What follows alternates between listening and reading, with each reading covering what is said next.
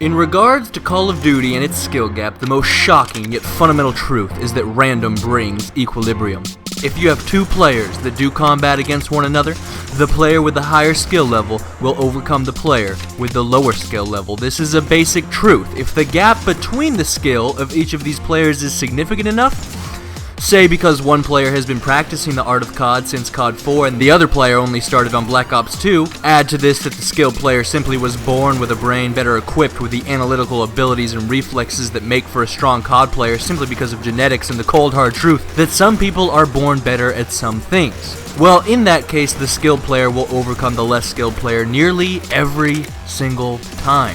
And this is what scares the monolithic corporate overlords at Activision and their various prison bitch developers more than anything. Because even 90%, even 80% is too high a number. Because for every kill, there must be a death. You cannot get a kill without somebody else taking a death. And so for every 2 KD player at the top of the food chain, say with 1,000 kills and 500 deaths, there has to be a .50 KD player somewhere at the bottom of the food chain with 500 kills and 1,000 deaths. It is simple mathematical law. Call of Duty is a franchise that has accomplished its stunning success in excess with an incredibly effective strategy of making as many players as possible feel like badass motherfuckers, making them feel from the moment they start playing the game that this is something they are really good at. The better they are doing, the more fun they are having, and of course that fun is amplified intensely by success because human beings are systems of rewards and incentives. When you accomplish something, when you do well at something, whether it's an A on your report card or a kiss or fixing the printer at work, from the monumental to the most benign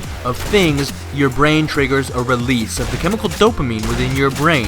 And as that chemical flows through your pleasure systems, you acquire what is commonly described as a feeling of accomplishment, of goodness, of self-worth, of self-validation. And this of course applies to Call of Duty, especially Call of Duty. Every kill is dope.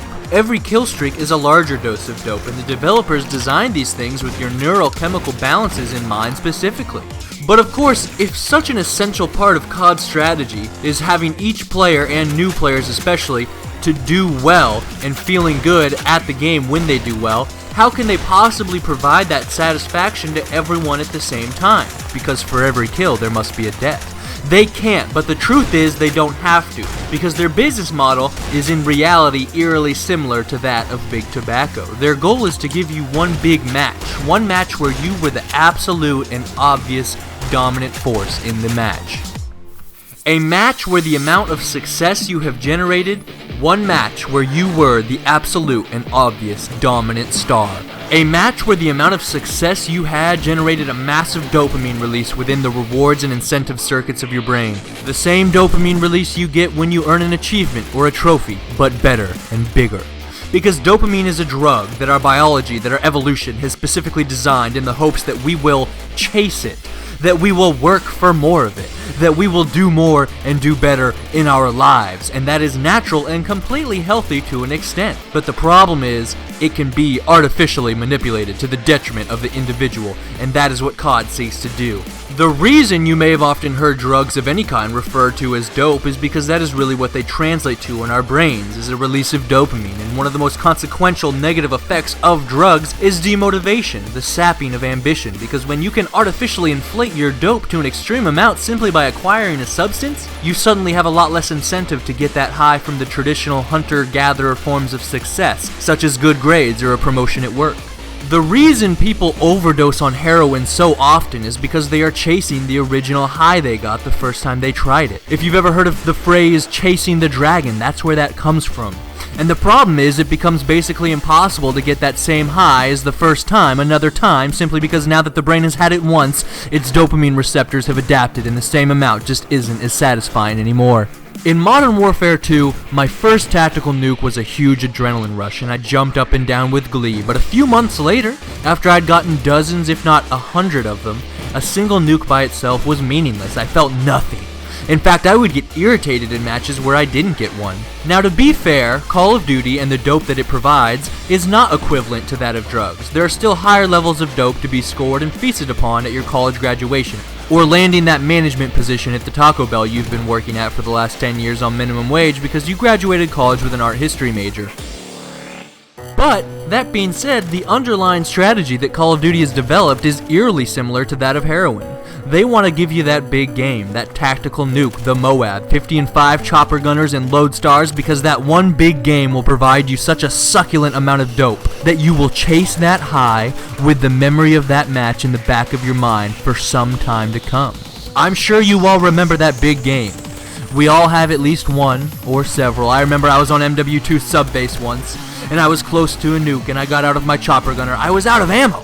And I explained my conundrum to my best friend Tommy, and he's like, I have an idea. So I'm hiding out in this stairwell, and he comes in and he cooks a frag and he kills himself. He lets me pick up his ACR, red dot sight motherfucker. Now I wasn't expecting that at all, so I burst out laughing. I use it to drop 2 more kills. I get the nuke. I'm still fucking laughing hard from Tommy's suicide, and I'm extra fucking high off the second nuke I ever got. It was so much fun. We were ecstatic. It got me fucking high. And so I chased that high. And there are other ones too. 89 and 4 on Nuketown, with 2 gunships and 2 chopper gunners and an enemy team of fucktards who didn't know how to back out.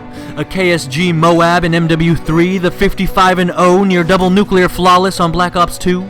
The matches that keep you chasing, that string you along just long enough to get another one before you give up. And that way, you never give up. And what works beautifully in their favor is that the newer a player is, the lower their standards will be for what qualifies as one of these big games that give them that big rush. 25 and 5 with a lone chopper gunner is probably more than enough to satisfy someone who started playing last week.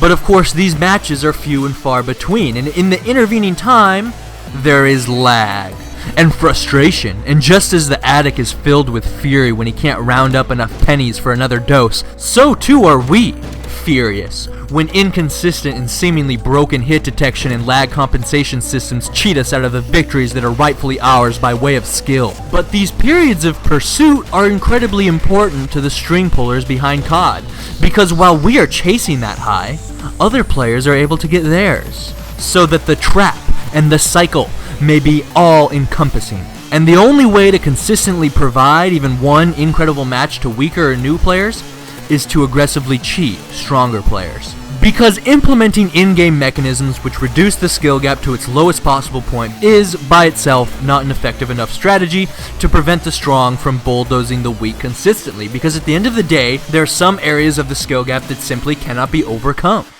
I want to use this clip appearing on your screen right now as an example. This is basically a textbook example of a gunfight that I should have won, but that I lost because I was lagging about a full second behind. Now if you'll watch the replay, you'll notice my aim is pretty on point and pretty quick, as it should be after the amount of time I've put into COD and other shooters over the last 6 years.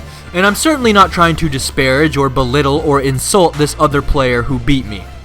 There are more important things in life than being good at Call of Duty, and maybe this was just a one-time fluke for him. Maybe it was just one of those situations where he's like scratching his balls with one hand, and then he sees me and he's like, oh shit, and fumbling with the controller or whatever. We've all been there. But the result, whatever the scenario may be, the result is that this guy's aim was terrible. He ADSs in the wrong spot, he begins firing before his reticle is over me, and this costs him about an extra half second, which in a fair gunfight will get you killed almost every single time. Especially against experienced players like myself and about 20 million other people. Because keep in mind, every COD for the last 6 years has sold roughly 20 million copies a game, and I think it's safe to say that a lot of those copies were simply sold to the same millions of people over and over again. And the end result of that is that if I'm a new player picking up COD for the first time, the vast majority of the players I might potentially run into have already been practicing this game for the last 5 years. After all that time, those players are going to be very talented in the areas of skill that are hard for the developers to compensate for. Things like aim and reaction time, reflexes and critical thought. It's hard to remove the skill gap in those areas simply because they are so basic.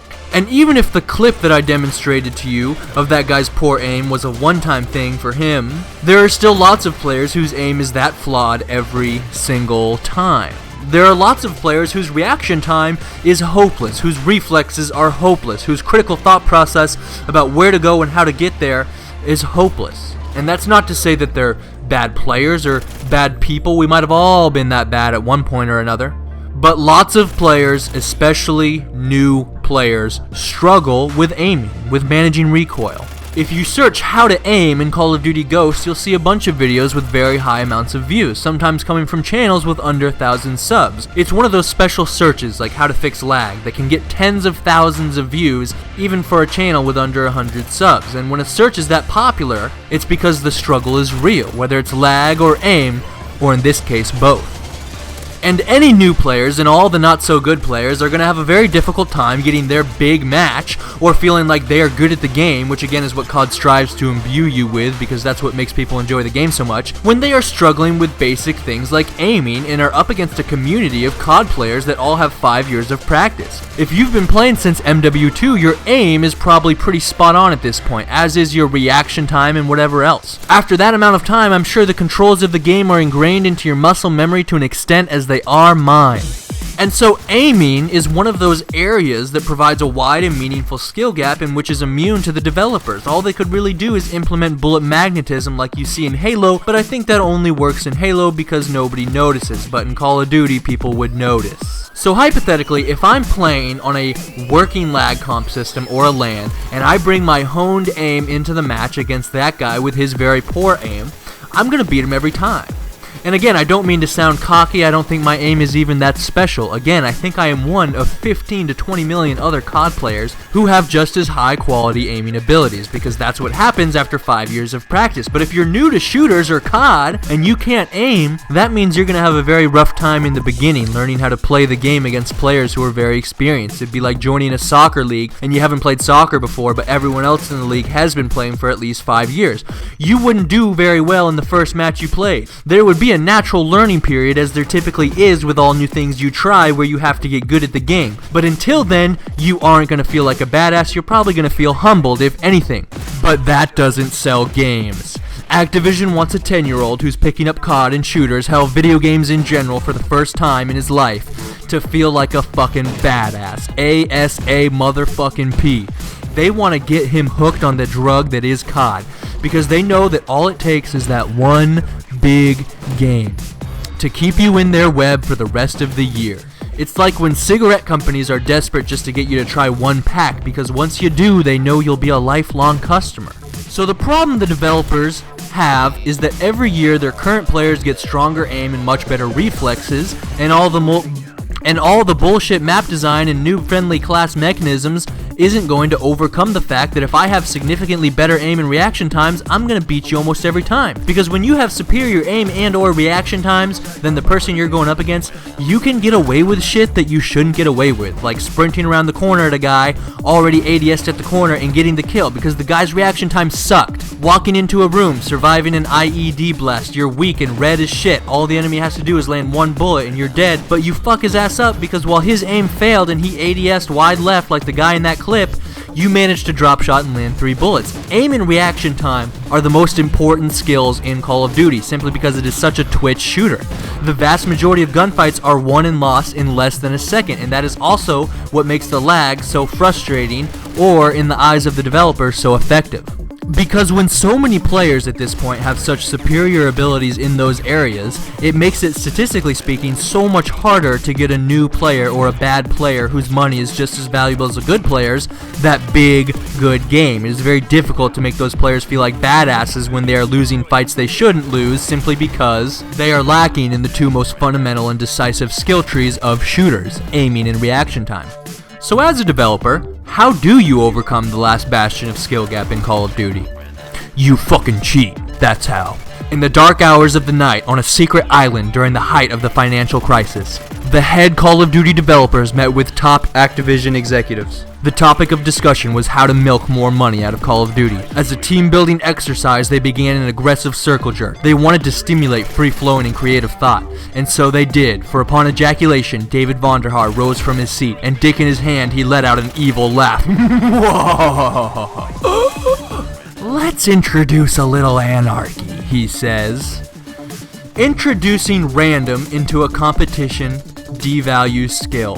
There is a direct ratio. The higher the level of randomness, the less impact skill itself will have on the outcome of a match. So let's say that Call of Duty is a game of basketball. For the sake of simplicity, it's a 1v1 and it's not a real game. They each take 10 shots and whoever scored the most baskets out of their 10 shots at the end wins. One of the players is a high school senior who has been playing basketball for 5 years. The other is a 12-year-old playing the game for the first time. They play a game. The experienced high school senior wins handily, 10 baskets to 4. The 12-year-old player who just got his butt kicked feels humbled, or depending on the scenario, humiliated.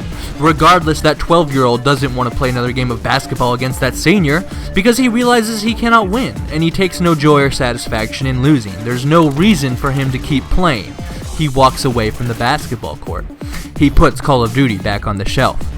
Gives it back to his friend. Doesn't play long enough to buy the DLC, doesn't even get the game next year. Now, for the sake of hypothetically comparing basketball to Call of Duty, let's say the basketball court has an owner who charges admission fees. His name is Dick, but his friends call him Activision. Now, Dick wants the 12-year-old to keep coming back and playing basketball. The high school senior is about to move on to college in a different city. He's going to have to get a job and a girlfriend. He's not going to have as much free time or money to dedicate to basketball. But the 12-year-old will have plenty of free time to play and the entirety of his parents' wallets to dedicate to basketball over the course of the next 6 years. That's a lot of business walking out the door. So to give the 12-year-old a chance to win so that he might be encouraged to keep coming back, the court owner implements a new rule, one that introduces random into the equation. Every time you score a basket, you have to flip a coin to see if it counts. Now, from a purely mathematical standpoint, the high school senior will only get points for 5 of his 10 baskets, while the 12-year-old will only earn 2 points for his 4 baskets. If in traditional competition throughout human history, the end score serves as a measurement of skill, then the true skill gap between these two players is 6 points. But, after being put through the catalyst of random, that is the coin toss representing lag in Call of Duty, the perceived skill gap, the one that is ultimately measured, is only 3 points. It is significantly lowered from the true skill gap. The skilled player always has significantly more to lose to an act of randomness than the unskilled player. So 5-2 isn't as devastating a loss to the 12-year-old. He says to himself, hey, I've only been playing this game for a day, and I'm already almost as good as this high school senior with 5 years under his belt. I must be a fucking badass. He doesn't feel super ecstatic, he still lost, but he doesn't feel so discouraged that he stops playing. He's optimistic enough to try another match. Now, the first match experienced the exact effects of a 50-50 chance variable coin toss. However, it's not going to go down that way every single time. Statistical outliers are rare, but they are also inevitable. So what if in the next match, the skilled player only lands 8 baskets while the unskilled player still manages to land 4? And they experience a statistical outlier in that during the coin flip, 5 of the skilled player's baskets don't count, while all 4 of the unskilled player's baskets do count. The score is 4-3, and suddenly the 12-year-old has beaten the high school senior. The 12-year-old is ecstatic. He cannot help but think himself a prodigy. He has never played this game before, but he's already this good. He's getting a dopamine rush. He feels motivated to continue playing. He's going to remember that game for some time to come. He's going to chase it. And even though he will lose to the high school senior every game for the rest of that day, the random coin toss will consistently skew the results, making him feel that he's closer to victory than he really is, and he knows that victory is possible. He's done it once before. It was so fun, he just needs to do it again. And statistically speaking, if he keeps taking cracks at it, a statistical outlier is inevitable. Meanwhile, Dick just earned a new customer. Now, if the statistical outlier trends in the opposite direction, and the high school senior lands 10 baskets and wins the coin toss on every single basket, it doesn't matter. He would have earned those points anyways. With random involved, the best that a high-skilled player can do is win the gunfights he would have won anyways. Or at worst, lose the gunfights he was supposed to win. Whereas that same involvement of random can only cause the unskilled player at worst to lose the same gunfights he would have lost anyways, but at best cause him to win gunfights he never would have won. Because a skilled player has everything to lose and nothing to gain from random. Whereas the unskilled player has nothing to lose and everything to gain from that same random. And it's different in Call of Duty, because for every kill there must be a death. Not only does the skilled player get something positive, but the unskilled player gets something negative, the equivalent of the 12-year-old getting slapped in the face every time the senior scores a basket. Lag is the coin toss of Call of Duty. Every match you play, every time you turn the corner, you are flipping a coin to see who gets the extra half second in that particular match or gunfight. And similar to the basketball scenario, this doesn't mean the weak player is going to overcome the strong player. The high school senior still won the match, but it does mean the skilled player won't win by as much. If a 2.0 KD, 200 kills and 100 deaths player is obstructed to the point that they are reduced to a 1.5 KD player, that means that somewhere at the bottom of the food chain, a 0.50 KD player is brought up to a 0.75 KD player. If a 2.0 KD player with 200 kills and 100 deaths is obstructed to the point that they are reduced to a 1.5 KD player with 150 kills to 100 deaths, that means that somewhere at the bottom of the food chain, a 0.50 KD player who would have had 100 kills to 200 deaths is brought up to a 0.75 KD player with 100 kills and 150 deaths. Because for every kill, there must be a death. When you reduce the enjoyment of the strong player, you are, by mathematical law, simultaneously increasing the enjoyment of the weaker player. And lag accomplishes this masterfully because the strong player has everything to lose from random and nothing to gain, whereas the weak player has everything to gain and nothing to lose.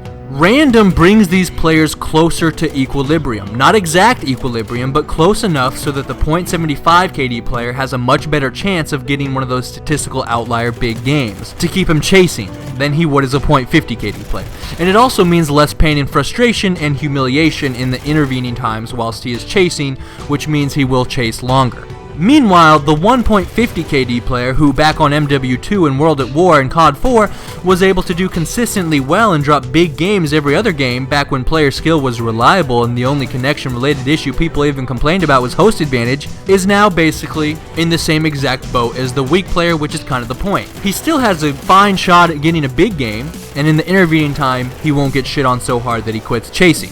Now eventually said player begins to notice the lag, begins to comprehend the illegitimacy of the game itself, in which scenario said player might be prompted to quit Call of Duty. And that is something that happens all the time, but Activision doesn't mind because the truth is, COD loses money on good players. And I made a whole video talking about this, but the simple truth is COD does not like high KD players because a high KD player is getting a bigger, more consistent high off the game and therefore plays the game more than most low KD players, and a 2 KD player with 50,000 kills has to be balanced out either by a 0.50 KD player with 50,000 deaths, which is rare if such a player exists at all, and even if they do, there's still plenty more 2 KD players with tens of thousands of kills who inevitably have to be balanced out by a disproportionate ratio of weak players. So for a 2 KD player with 50,000 kills, there usually has to be many 0.50 KD players with only a several thousand deaths each to balance out that first player. And all those players that have to carry the weight measured in deaths of the good player are going to be less likely to want to continue playing because the game isn't as much fun when you're dying twice for every kill you get. And what that means is that every lone single individual good player's $60 purchase inevitably hurts the prospects of many other players spending their $60 on the next game. And therefore Activision doesn't actually want said strong player around because his $60 is not worth more than the exponentially higher profits they would get from all of the potential customers they might be missing out on because said potential customers got shit on by the good player too hard and quit COD because the game is a house of cards whose only enjoyment comes from doing very well. And remember, every year there's always another batch of kids who have just come of an age and outgrown Wizard 101 and Dora the Explorer and asked their parents for an Xbox for Christmas. Every year there's a brand new lot of 7-year-olds who turn 8 and get that Xbox or that PlayStation. They are ready to replace you, and you being around hurts the chances of those other players becoming lifelong customers because you are an experienced fucking badass after 6 years of COD and you shit on 7-year-olds pretty consistently. Unless, of course, after 6 years of COD you still suck at the game, in which case Activision wants to keep you around forever because it's easier to force you into a state of equilibrium with the other weaker players. They want to keep their weak and shed their strong. In Activision's perfect world, everyone would have a 1.0 KD. It's a creepy communist mentality that we spend a generation trying to eradicate from the world, and yet here it remains creeping up in the recesses of Call of Duty. And the other thing to keep in mind is that I've been using the extremes of a 2.0 KD player to a 0.50 KD player. You know, equilibrium is much easier to accomplish between, say, a typical 1.50 KD player and a 0.80 KD player.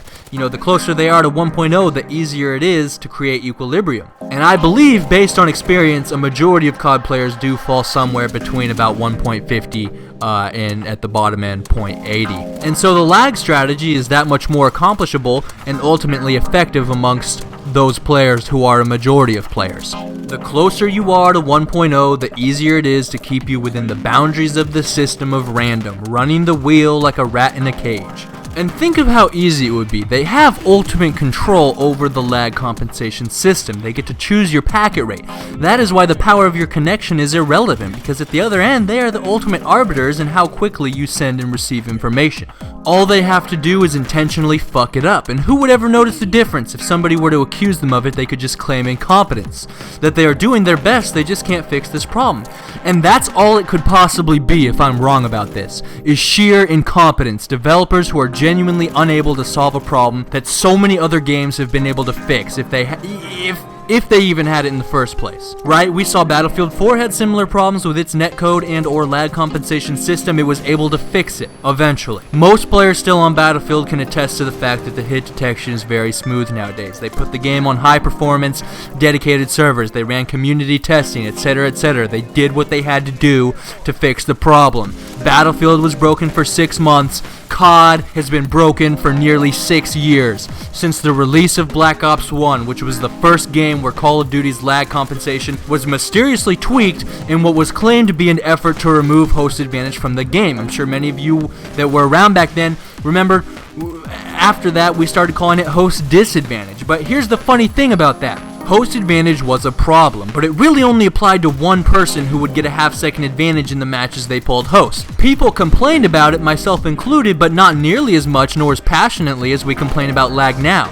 Because now it's just this fucked up system of chaos. The lag that has accompanied this supposed fix to the host advantage problem is 10 times as frustrating and game breaking as the original problem of host advantage ever was. And I know I'm not the only one that feels this way, because my 2 highest viewed videos are the ones with lag in the title, 30,000 a pop each from a channel that at the time of posting each had under 1,000 subs. And I'm not the only one who milked that cow. A lot of fucking people are confused about why they are lagging. Because no matter how much they buff their connection, better equipment, better service, whatever, they can't fix the fucking problem. You want to get some views on YouTube? Go post a video with Call of Duty and lag in the title. And yeah, it started in Black Ops 1, right after COD blew up with tens of millions of new players, and the Call of Duty games that came before that to this day are not as laggy as every COD release since. I challenge you, if you're still skeptical about my claims, and I understand this is a bold claim I'm making and I can't provide you definitive proof, but I challenge you, go get back on COD 4 or World at War or MW2. Play TDM in one of those games. The other playlists probably aren't populated enough for an accurate test. Play TDM in one of those games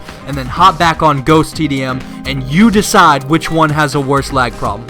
Tell me there isn't something fucking fishy about that. Call of Duty did not always have a lag problem until one day it did and it never went away. So maybe I'm wrong about all this, but if that's the case, that means the most profitable game in the business is hiring the weakest possible programmers. This billion-dollar company is unable to solve a basic problem that basically every other FPS multiplayer game, including several CODs themselves, have been able to solve over the last decade. Halo, Crysis, Battlefront, Homefront, Battlefields, going all the way back to the early 2000s on what is now considered low-quality tech. Every game has known about the lag compensation problem because it is pretty basic, and they've been able to fix it in a consistent way. Now granted, Battlefield has always had some launch issues, with the worst episode obviously taking place this year with Battlefield 4, but in the end, they always rein the problem in, even as they switch to entirely new engines every other year. While COD has had this major lag problem span several games on the same engine, and on an engine that at one point didn't have this lag problem, and on a very simple, basic, old engine that lots of studios have, developed and mastered. And with that in mind, if less people were less upset about host advantage as opposed to the lag now, why not just revert back to the old system instead of wasting money on dedicated servers that don't work anyways? And that's another big thing that confirms a lot more people are pissed off about the current lag than they ever were the host advantage, is that before Ghost came out, they had to announce for the first time ever in COD's history that it would be on dedicated servers, and that quelled the rage. They had to do it because people were fucking fed up with the lag in Black Ops 2. They weren't going to buy the game, so they came out and said, yeah, we're gonna have dedicated servers, and everybody bought the game only to find out that the dedicated servers were a fucking lie. A fucking lie.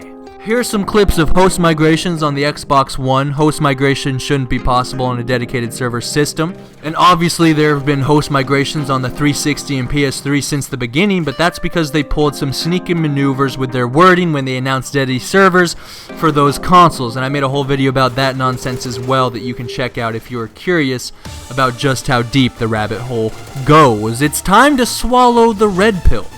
Where are the connection bars next to our names on the scoreboard in Ghost? Did you notice that? You can't tell if you have a 4-bar or a 3-bar anymore. Why would they choose to hide that from you? A simple mechanic that allows you to check the strength of your connection on the game. This is something that every multiplayer game ever has included up until Ghost. Nor do they allow you to set your search restrictions to local only anymore either. Why take these things from us? Why nerf the players? Why limit the players' options? Could it be because kids were checking their connection, seeing a 4-bar, and concluding that the lag problem that is so obvious must not be on their end? Because they do want you to think it's on your end. They still have yet to officially acknowledge they even have a problem. The most they've ever done is provide us with step-by-step instructions on how to troubleshoot our own internet. Those fucking douchebags. But it's not our internet, because the lag is just as persistent regardless of how many bars you have up. And now you say, well, couldn't they intentionally tweak the bars to display 3 bars and thus convince we the people that it must be on our end? But that wouldn't work, because then everyone would be asking, why do I always 3-bar on COD and not other games? Because again, other games don't have this fucking problem. And that's exactly the question they don't want you asking. So they opted to remove the shit altogether. Always remember that the most powerful tool you have in confronting the corruption of entities more powerful than yourself is to ask the uncomfortable questions in front of the masses. Their PR is a house of cards in the same fashion as their game itself, and it's time we began to ask the questions that have yet to be answered. How come the dedicated servers don't fucking work? How come COD is unable to solve this problem when games half as profitable fix it with ease? How come the older Call of Duties didn't have this problem? And why do you still refuse to officially acknowledge this problem even exists? This game was founded on the principles of casual joy, a safe haven for the wage slave and oppressed student. It is time we the people rise up and take back what is rightfully ours, a just and legitimate Call of Duty experience. And all we have to do is ask the tough questions in the public square where everybody can hear. Make lag an issue this year. The Call of Duty community is the most volatile, indiscriminate, and hostile force on the internet. It is time to unleash that fury with true purpose. Once and for all, let us drive out the usurpers who, in the name of making their fat-ass wallets even fatter, ruthlessly exploit our hobby, our escape, our one kingdom in a world that does not understand or appreciate us, a world that is otherwise barren as it is raped by greed. And here and now, gaming is the last bastion of creativity, free from the chains of corruption. It is a beauty worth fighting for, a glory worth dying for. Hashtag Stop COD Lag. If you support the cause, please remember to rate the video, and may the force be with us all. Godspeed, gentlemen. This is Batman, signing out.